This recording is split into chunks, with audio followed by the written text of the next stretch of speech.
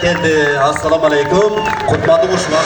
Geçinizler bilen hurmatlı meymanlar adınızı sizler için açık asman altında geri bir çıkarmalarını tartına vereli. Sizler bol çaktırınızda.